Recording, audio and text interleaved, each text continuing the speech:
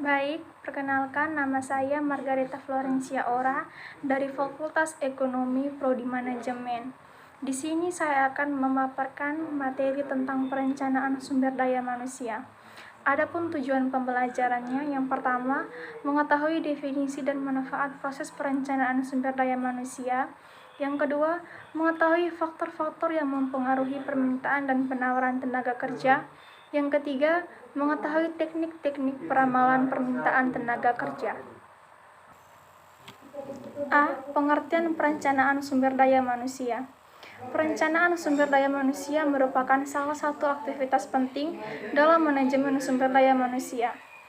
Aktivitas ini penting karena berperan dalam proses perencanaan strategis sumber daya manusia di dalam organisasi.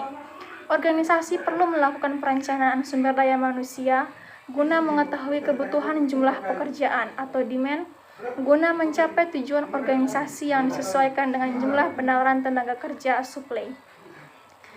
Perencanaan sumber daya manusia atau Human Resource Planning didefinisikan sebagai proses perkiraan atau peramalan akan kebutuhan sumber daya manusia di dalam sebuah organisasi dengan melihat ketersediaan sumber daya manusia, baik di dalam organisasi atau internal maupun di luar organisasi atau eksternal. B. Tujuan perencanaan sumber daya manusia. Perencanaan sumber daya manusia penting dilakukan karena dengan proses perencanaan yang baik akan mendukung pencapaian rencana strategi organisasi. Tujuan dari perencanaan sumber daya manusia yakni untuk memastikan bahwa sejumlah tenaga kerja dalam jumlah tertentu yang dibutuhkan oleh organisasi telah memenuhi persyaratan dan telah tersedia pada kurun tertentu. Menurut Wartir dan Davis 1996, dalam proses perencanaan manusia membantu organisasi untuk 1. Mengintegrasikan permintaan tenaga kerja dengan staffing level. 2. Meningkatkan pemanfaatan tenaga kerja secara optimal. 3. Menyelaraskan aktivitas-aktivitas manajemen sumber daya manusia dengan tujuan-tujuan strategis organisasi secara efisien. Yang keempat, memperoleh keuntungan ekonomi dari proses mempekerjakan pekerja baru. 5. Meluaskan informasi-informasi mengenai sumber daya manusia ke semua unit kerja organisasi. 6. Mengkoordinasikan aktivitas-aktivitas manajemen sumber daya manusia di semua unit organisasi. C. Aspek-aspek perencanaan sumber daya manusia. Aspek-aspek yang perlu diperhatikan dalam perencanaan sumber daya manusia yakni aspek kuantitas sumber daya manusia yang tepat, aspek kualitas sumber daya manusia yang tepat, aspek waktu dan posisi yang tepat, aspek perhatian terhadap tujuan individu maupun tujuan organisasi secara maksimal. Klasifikasi perencanaan sumber daya manusia berdasarkan ruang lingkup perencanaan sumber daya manusia diklasifikasikan ke dalam dua kategori, Sunarsi 2018, yakni yang pertama, manpower planning merupakan perencanaan tenaga kerja secara menyeluruh pada aspek manajemen sumber daya manusia. Yang kedua, manpower programming merupakan perencanaan tenaga kerja yang bersifat detail dan merupakan implementasi dari manpower planning. D. Tahapan dalam perencanaan sumber daya manusia. Secara singkat, proses perencanaan sumber daya manusia adalah mengikuti langkah-langkah sebagai berikut.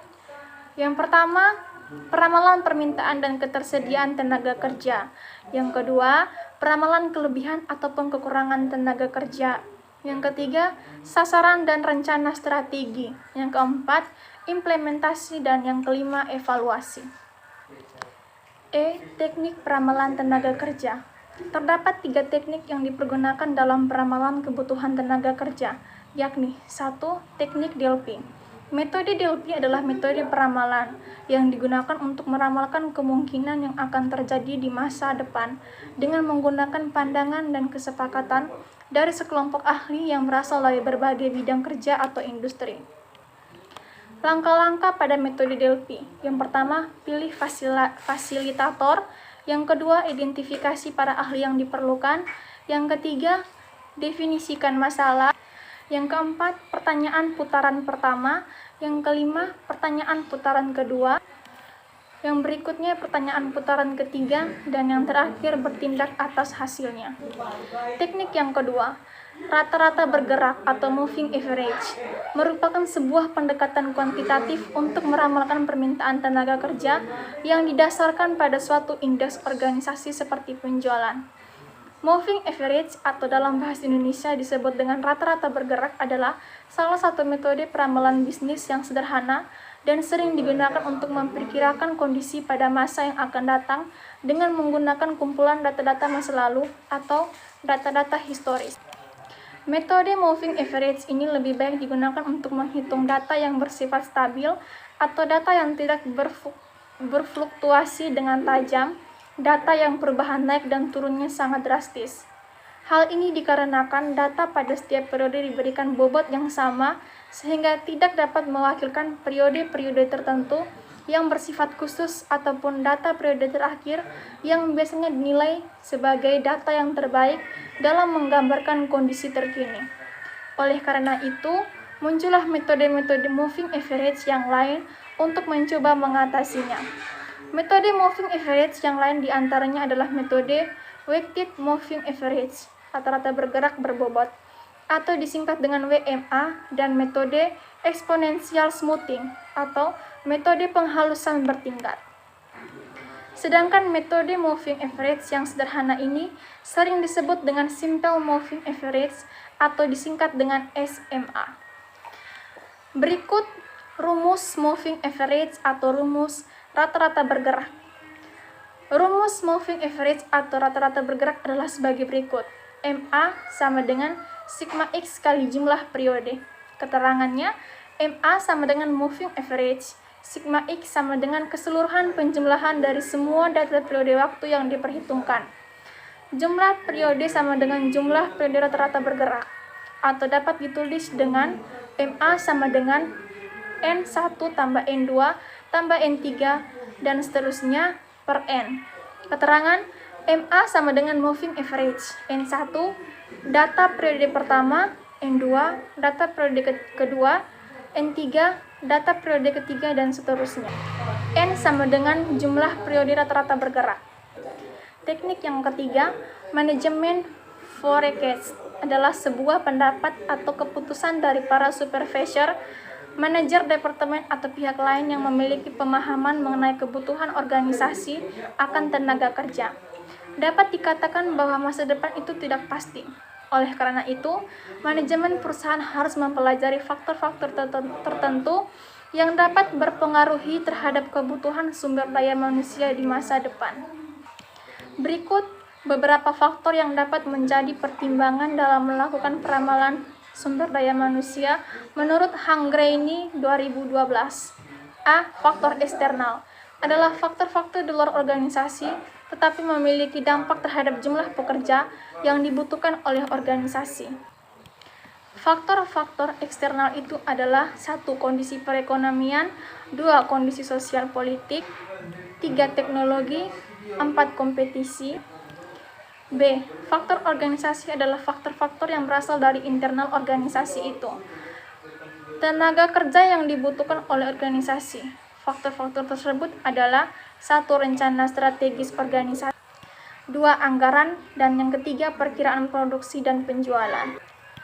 Faktor angkatan kerja adalah faktor-faktor yang disebabkan oleh aktivitas-aktivitas yang dilakukan oleh dan atau berasal dari tenaga kerja itu sendiri yang akan memengaruhi jumlah permintaan tenaga kerja yang dibutuhkan organisasi. Faktor-faktor tersebut diantaranya 1. Pensiun, 2. Pengunduran diri, 3. Pemberhentian kerja atau pemecatan, dan yang keempat, kematian. 4. Metode tools of supply. Analisis tools of supply meliputi beberapa hal, yakni A. Tabel staffing adalah penyajian dalam bentuk tabel dari semua jabatan dalam organisasi, disertai dengan jumlah dari karyawan yang menjabat saat ini dan kebutuhan tenaga kerja untuk masa yang akan datang. B. Markov analysis adalah metode untuk melacak pola dari pergerakan karyawan pada berbagai jabatan. Analisis Markov atau AM sebenarnya berguna untuk mempelajari dan menganalisa setiap proses runtun waktu atau time series. Untuk menjelaskan mekanisme AM, kita ambil sebuah contoh forecast atau perakiraan supply sumber daya manusia yang dibuat dengan basis tahunan, meskipun periode waktu lainnya dapat juga digunakan menurut Handoko tahun 2011. Langkah pertama adalah menghitung jumlah personalia dalam setiap klasifikasi pekerjaan yang relevan. Meskipun pengklasifikasian pekerjaan bisa dilakukan atas dasar karakteristik apapun, fungsi pemasaran, produksi, keuangan, dan lain-lain, dan tingkat hierarkis dalam fungsi merupakan dasar yang paling sering digunakan. Kriteria pokok untuk memilih jumlah klasifikasi yang relevan adalah apakah personalia di antara berbagai klasifikasi tertentu dapat dipertukarkan, atau berarti dapatkah sumber daya manusia dipindah dari suatu klasifikasi ke klasifikasi lain dan mereka mampu melaksanakan pekerjaan baru secara memuaskan. Langkah berikutnya adalah memeriksa semua atau sejumlah sampel representatif, dokumen-dokumen, dan catatan-catatan personalia periode waktu lalu dan menentukan jumlah sumber daya manusia yang berpindah dari satu klasifikasi ke klasifikasi lain dalam periode tersebut. Langkah yang kedua, klasifikasi atau kedudukan pekerjaan kemudian diatur dalam sebuah matriks dengan baris menunjukkan kedudukan pada satu dan kolom mencerminkan kedudukan pada T tambah K. Berikut, ada 3 asumsi penting yang mendasari aplikasi analisis Markov. Pertama, AM mengasumsikan bahwa setiap individu hanya berpindah satu kali antara periode T dan T tambah K, atau perpindahan lebih dari satu kali tidak diperhitungkan. Kedua, probabilitas transaksi dari T ke T tambah kondisional hanya pada okupansi kedudukan awal atau semua individu dalam suatu klasifikasi mempunyai probabilitas pindah sama. Akhirnya, bila hasil-hasil AM digunakan untuk membuat berbagai kesimpulan tentang perpindahan dalam periode setelah T tambah K, probabilitas transisi yang ada dianggap konstan selama interval waktu tersebut.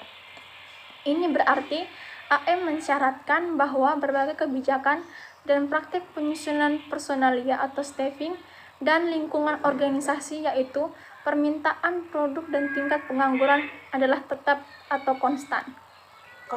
C. Rencana suksesi adalah proses untuk mengidentifikasi, mengembangkan, dan melacak individu-individu kunci untuk posisi eksekutif. D. Bagan penempatan adalah daftar dari pemegang jabatan saat ini dan personil yang potensial jika ada lowongan pada jabatan tersebut. E. Skills inventories adalah data dari pendidikan, pengalaman, minat, dan keterampilan yang dapat memberikan petunjuk kepada manajemen untuk secara tepat mengisi lowongan jabatan sesuai dengan latar belakang karyawan. Baik, itulah materi dari saya. Sekian dan terima kasih.